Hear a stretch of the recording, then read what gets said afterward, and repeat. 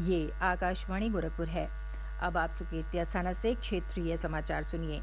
काशी तमिल संगम आज से वाराणसी में शुरू हो गया है। एक महीने तक चलने वाले इस संगमम समारोह का आयोजन केंद्र सरकार द्वारा आज़ादी का अमृत महोत्सव और एक भारत श्रेष्ठ भारत के अंतर्गत किया जा रहा है। प्रधानमंत्री नरेंद्र मोदी इस कार्यक्रम का शनिचर को औपचारिक उद्घाटन करेंगे। शिक्षा मंत्रालय में भारतीय भाषाओं के संवर्धन के लिए बनी उच्च अधिकार प्राप्त समिति के अध्यक्ष और जाने माने शिक्षाविद प्रोफेसर चामू कृष्ण शास्त्री ने आकाशवाणी समाचार को बताया कि काशी तमिल संगमम भाषाई स्तर पर दो अलग अलग क्षेत्र के लोगों को जोड़ेगा। प्राचीन तमिल साहित्य ग्रंथों में काशी का वर्णन है और तमिलनाडु में स्थान स्थान में काशी विश्वनाथ मंदिर है। ऐसे कई प्रकार के संबंध है।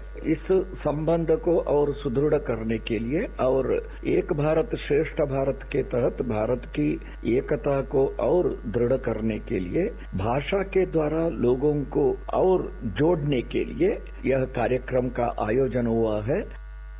आकाशवाणी से बातचीत में काशी से आई एक तमिल पर्यटक अर्चना रामचंद्रन ने वाराणसी के विकास के लिए प्रधानमंत्री को धन्यवाद दिया। चेन्नई से काशी गया और इलाहाबाद तीर्थ यात्रा में निकला है। मैंने जो कुछ भी सुना था, देखा था गूगल पे काशी के बारे में, वो यहाँ आने के बाद मुझे फील कर रही है कि बहुत अलग है, क्लीन है, बहुत कमाल किया है पीएम ने। काशी तमिल संगमम का उद्देश्य देश के दो महत्वपूर्ण शिक्षण पीठों तमिलनाडु और काशी के बीच सदियों पुराने संपर्कों को नए सिरे से स्थापित करना है। मुख्यमंत्री योगी आदित्यनाथ ने काशी तमिल संगमम में भाग लेने आने वाले विशिष्ट अतिथियों का स्वागत किया है। अपने ट्वीट संदेश में उन्होंने कहा कि काशी हो या तमिलनाडु, हमारी सांस्कृतिक, आध्यात्मिक और दार्शनिक विरासत एक ही है। उन्होंने कहा कि काशी तमिल संगमम इसी पावन और समृद्ध एकात्म भाव से साक्षात्कार का एक अनुपम माध्यम है। श्री योगी ने प्रधानमंत्री नरेंद्र मोदी के काशी आगमन पर उनका अभिनंदन करते हुए विश्वास व्यक्त किया कि ये आयोजन भारत के सांस्कृतिक सिंधु पर राम सेतु के समान उपयोगी सिद्ध होगा। उन्होंने कहा कि यह समारोह प्रधानमंत्री के एक भारत श्रेष्ठ भारत के संकल्प को एक नया आयाम देगा। रामपुर विधानसभा सीट पर उपचुनाव के लिए आज भारतीय जनता पार्टी और समाजवादी पार्टी के प्रत्याशियों ने नामांकन किया। पूर्व केंद्रीय मंत्री मुख्तार अब्बास नकवी भाजपा के उम्मीदवार आकाश सक्सेना के साथ नामांकन के दौरान मौजूद रहे, तो प्रदेश सरकार में पूर्व कैबिनेट मंत्री आजम खान पार्टी प्रत्याशी आसिम राजा के साथ नामांकन के लिए कलेक्ट्रेट पहुंचे। प्रदेश में लोकसभा और विधानसभा उपचुनाव के लिए दाखिल किए गए नामांकन पत्रों की जांच कल की जाएगी। मतदान 5 दिसंबर को होगा। वाराणसी की फास्ट ट्रैक अदालत ने ज्ञानवापी परिसर में पूजा के अधिकार की मांग करने वाली याचिका को सुनवाई के लिए स्वीकार कर लिया है। सिविल जज सीनियर डिवीजन महेंद्र कुमार पांडे ने इस मामले में सुनवाई की अगली तारीख 2 दिसंबर तय की है। वादी पक्ष के अधिवक्ता अनुपम द्विवेदी ने बताया कि न्यायालय ने प्रतिवादी पक्ष की अपील को खारिज करते हुए उनके पक्ष में फैसला सुनाया। वहीं प्रतिवादी पक्ष के अधिवक्ता रईस अहमद ने कहा कि न्यायालय के आदेश की कॉपी मिलने पर वो विस्तृत अध्ययन के बाद अपना फैसला करेंगे।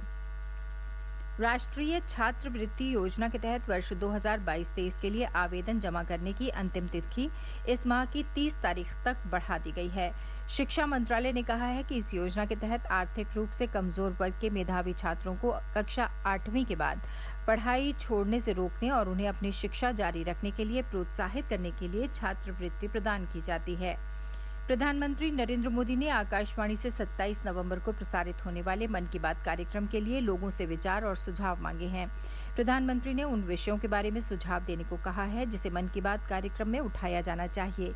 MyGov और नमो ऐप पर अपने विचार और सुझाव भेजे जा सकते हैं या 1800117800 पर डायल करके हिंदी या अंग्रेजी में संदेश रिकॉर्ड कराए जा सकते हैं। वाराणसी के कैंटोनमेंट स्थित रणबांकुरे स्टेडियम में चल रही भारतीय सेना की अग्निवीर भर्ती रैली के दूसरे दिन आज गोरखपुर के सहजनवा और गोला तहसील के अभ्यर्थियों ने भाग लिया। भर्ती के लिए कुल 3,773 अभ्यर्थियों ने रजिस्ट्रेशन कराया था, जिसमें से 3,264 अभ्यर्थियों ने दौड़ में हिस्सा लिया और 240 अभ्यर्थी सफल घोषित किए गए। कल भर्ती रैली में गोरखपुर की खजनी तहसील के 7,045 अभ्यर्थी भाग लेंगे। भर्ती रैली में पारदर्शिता के लिए मिलिट्री इंटेलिजेंस पूरी तरीके से सक्रिय है और किसी को भी रैली स्थल पर प्रवेश नहीं दिया जा रहा है। सेना के अधिकारियों ने अभ्यर्थियों को सलाह दी है कि वो अपने संपूर्ण मूल प्रमाण पत्रों के साथ ही रैली स्थल पर पहुंचें। क्षेत्रीय समाचारों का ये बुलेटिन समाप्त हुआ। नमस्कार।